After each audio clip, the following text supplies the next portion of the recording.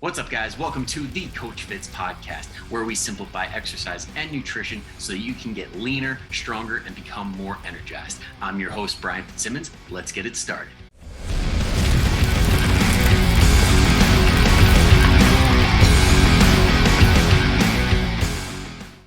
Hello, everybody, and welcome back to the Coach Fitzz podcast for another fun-filled episode. So today is part 3, the last installment of the best way to burn belly fat. Today, we're going to be talking about the recovery diet, what it is, why you should do it, and exactly how to do it. But before we do that, we're going to dive into the intro. Okay, I'm just going to tell you a little bit about what's been going on, catch you up to speed. I can't remember if I mentioned it last time, but me and my girlfriend have been really into Ozark, the what's it called? Who's the guy? Jason Bateman is amazing, absolutely freaking amazing in that, and we're hooked. So if you guys have not, I don't want to spoil anything. If you haven't watched Ozark, definitely worth rewatching it if you saw it and kind of fell off, or watching it for the first time, because I'm in that group of people that dismissed it right off the bat. I saw the first episode and I was like, didn't really grab me, so I never really went back to it. Second time around, I was like, oh wow, I don't know why I wasn't interested. So yeah, Ozark, so good. And that actually just reminds me, this is Tuesday. Oh, I gotta wait another day for Wednesday for the Boba Fett review, and then Thursday for Peacemakers. So no updates there. What else we got? Oh, for those of you that don't know, I am on a weight loss journey of my own. So taking my own advice.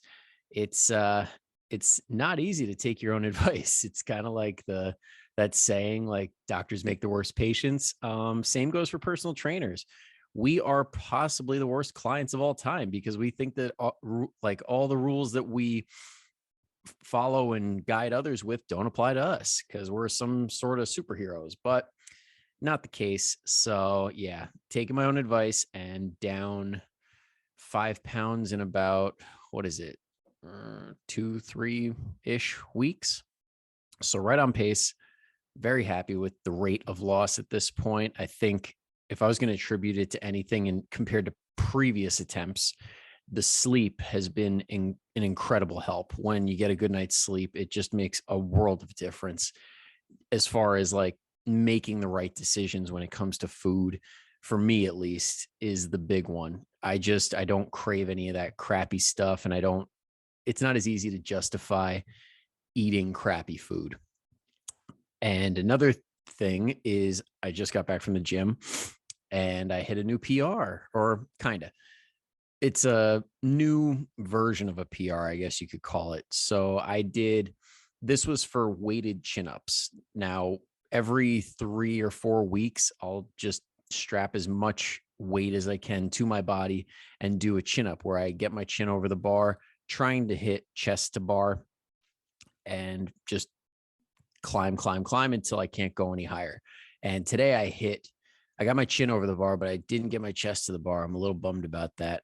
But anyway, this is from a full dead hang. So instead of just jumping and going, I kind of paused for one moment, made sure my body was still, made sure my arms are locked out, and then pulled. Because a lot of times you see people do chin-ups, they jump and their arms are already bent and they're not really doing a full pull-up. So for me, I prefer to hang out a little bit, make sure I'm in a good spot, and then pull. For me, it just seems like a legitimate pull-up, not just like an ego pull-up. Anyway, I got myself up to 70 pounds strapped around my waist and got my chin over the bar. So yay me. In the past, I've done, let's see, I remember doing an 88 pounder, like kettlebell, which a little bit different loading, and the bar was in a different spot.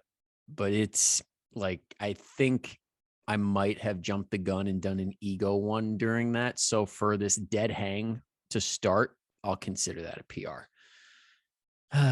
70 pounds is on the way. Eventually, I want to get to half body weight, then 3/4 body weight, and then full body weight.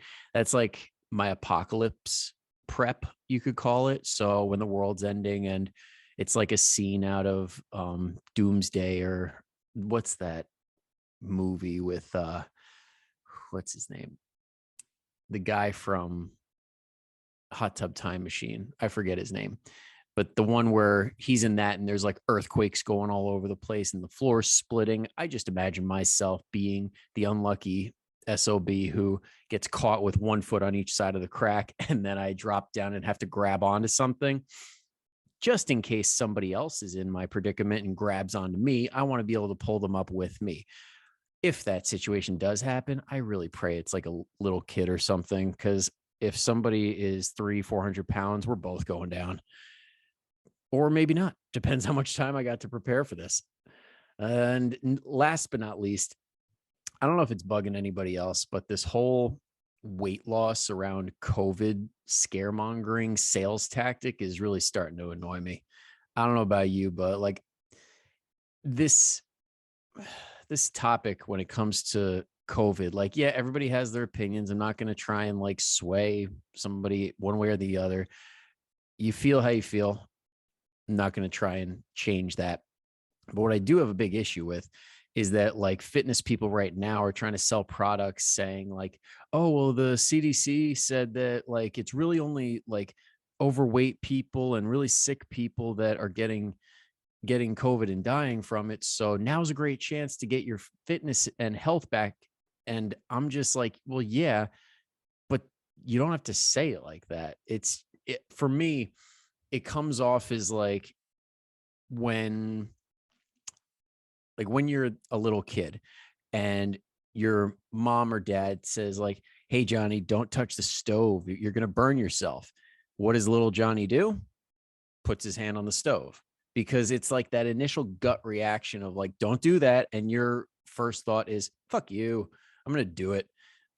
So I think it's doing more harm than good. Like now that people are like getting guilted into fitness, I think that these sales messages are actually counterproductive.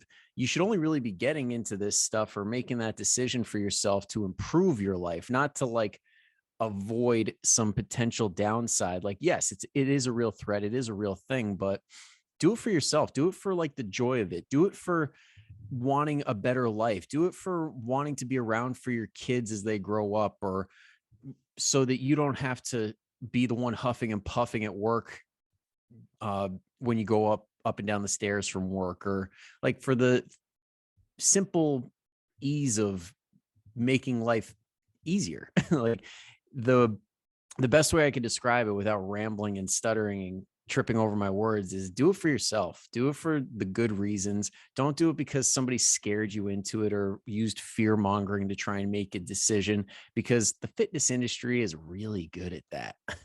They are very, very good at making you feel like shit about yourself in order to make a sale. So don't fall for it. I mean, it is true. You do want to put yourself in a healthy position so that you can live a long, healthy life, but don't do it for the wrong reasons. Do it to improve your situation and have the best life you are capable of having. All right, I'll jump off my soapbox now. And last but not least is this week I'm launching my new program, the 12-week Fit 40 for Women at Home program. That is a mouthful. I'm just calling it Fit 40. But what it is a program that is 100% specific to women over the age of 40 who want to lose 5 to 10 pounds in the next 12 weeks, all from the comfort of their own home. So this program and all the other ones, they really just follow the exact same principles with slight tweaks to cater towards a certain population. So when it comes to certain tips or exercises, some of them will be changed up a little bit in comparison to like what I would give a male. So for the females, you could chat up with me a little bit, find out some more stuff. But if you're wondering why females, like, first off, it's my bread and butter, because I always have worked with women from the start of my personal training journey. everybody has been like a 40-plus-year-old woman. And then eventually they brought their husbands in, which it's funny how it works like that, because the women get in incredible shape and their husbands are like, I guess I got to go to the gym now.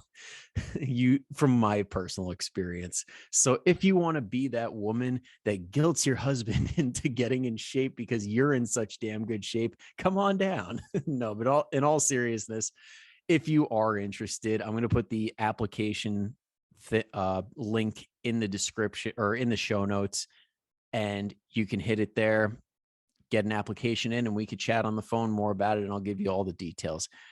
So that's my only pitch. I think I'm still staying consistent with pitching a product no more than once a month. That is like the only thing. I'll only pitch myself, or I take that back. I had a conversation with my friend Dan, who is a listener of the podcast. And I told him straight up, if somebody offers me food to sponsor this podcast, I'm a fat kid at heart. I'm not even going to hesitate. Like I won't even make it all the way through an email if they ask. I'll just say, yes. Is it ice cream? Yes. Is it Slim Jims? Yes. I don't care.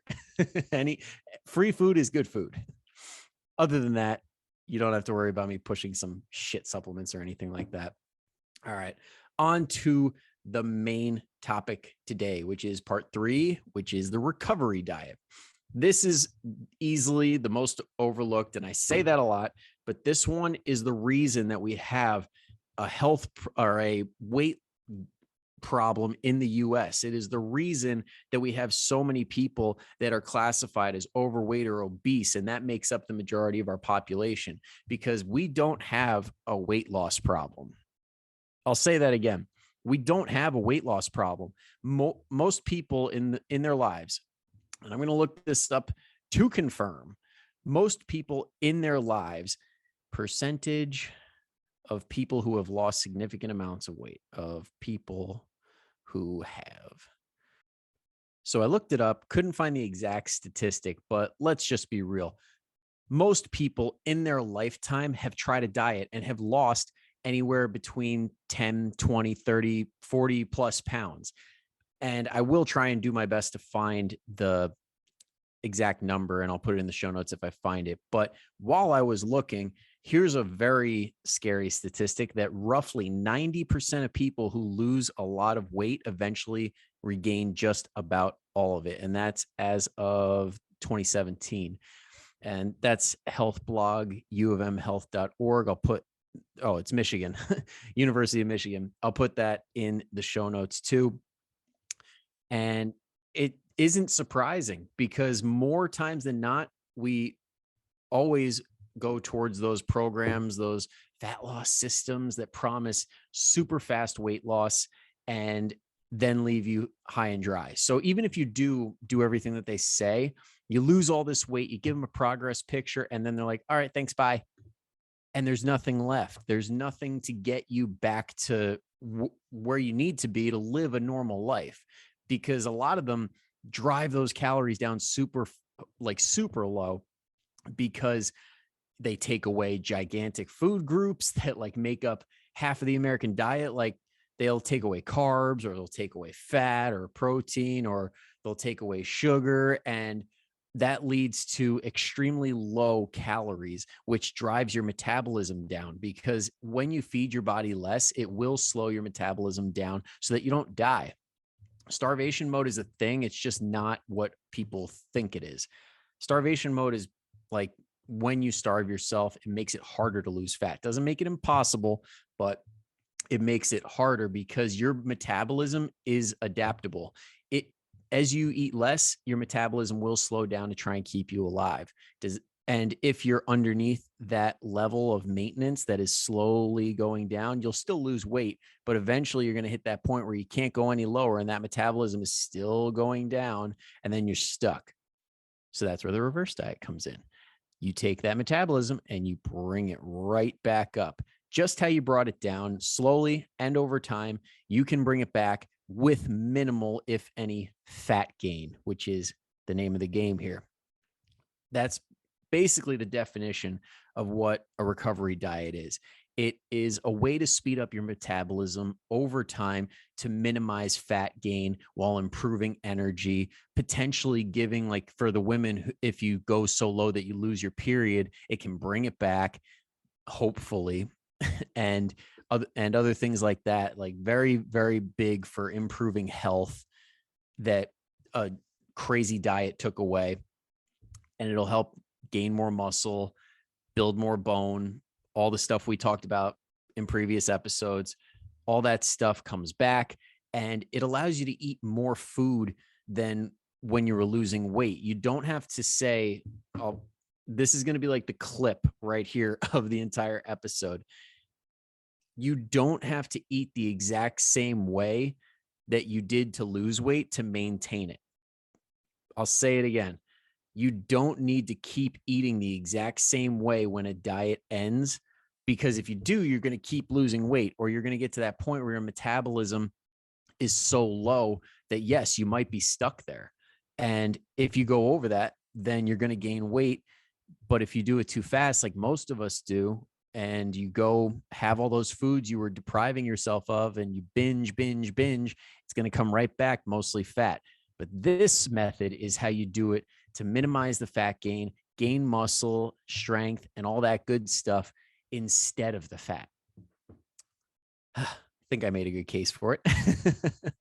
And more reasons as to why you should. Oh no, I already got that. I skipped ahead. I went a little faster than I thought I would. Those are the reasons why you should do it. I mean, if that doesn't like perk your ears up and say, yes, that sounds like an awesome idea, then I don't know what will. So let's get into the how. It sounds really good on the surface, like, oh, I eat more, I get more energy, I get better workouts and all this stuff.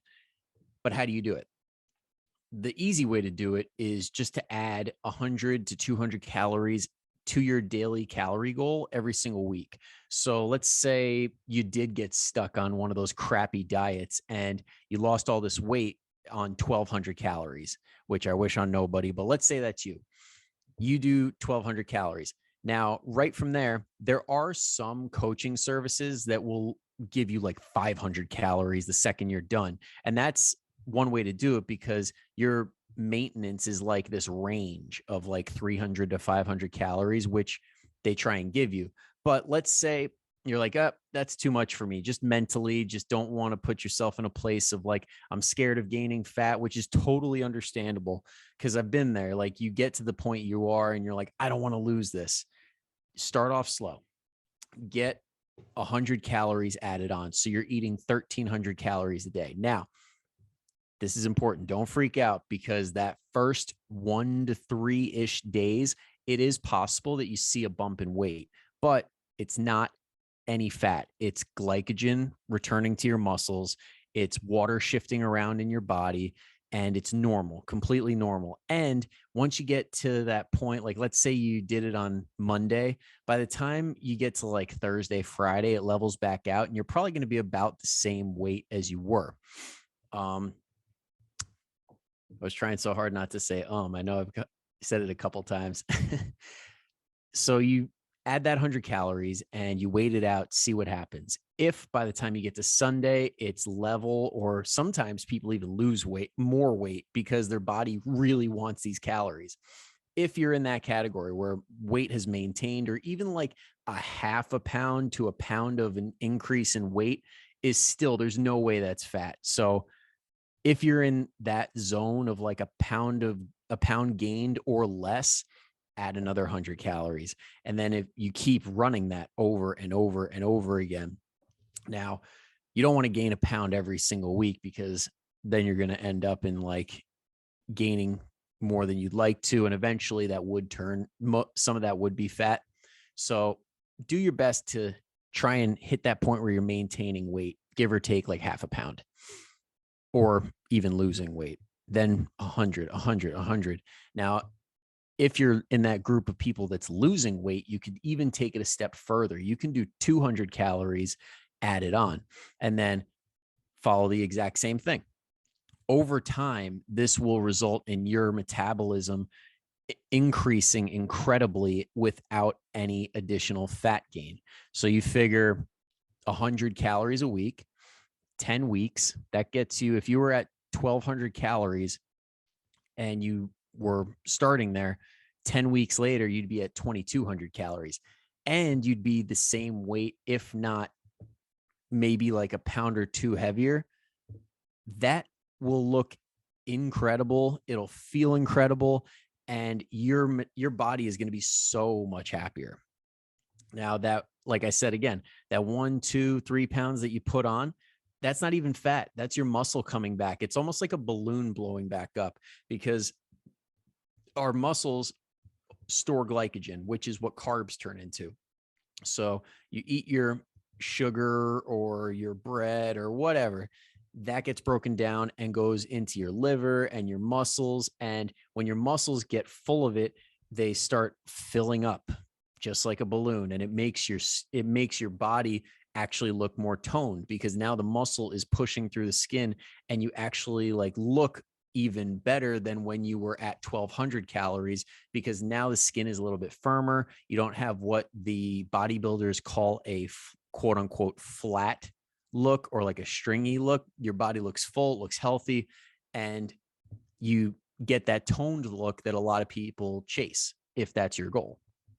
But even if it's not your goal, just for straight up energy and feeling better, I can't even tell you how incredible it feels coming off of a diet and going and reversing and eating more. It's like somebody just got you back to life. Like you didn't even know you were a zombie until you actually get back to normal. And you're like, wow, cannot believe I was living like that for that long.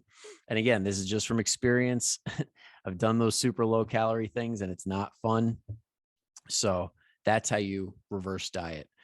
And if you do it right, it'll be next to nothing as far as fat gain. And you can, when you get to that point where, let's say, I almost forgot this part. Let's say you get to that point where you can't help but gain more weight. Like you hit that point and you're like, all right, well, now I'm starting to gain like over the course of like a month or two, I'm at like 2 or 4 pounds like a month. And it's like, you're not liking it too much. And every time you add calories, it's harder to maintain your weight. That's cool. You can hang there. Or because that can happen, but it doesn't happen a lot. Like for example, like I have a client now, Jillian, who we're at like 2,700 calories and she's maintaining on that.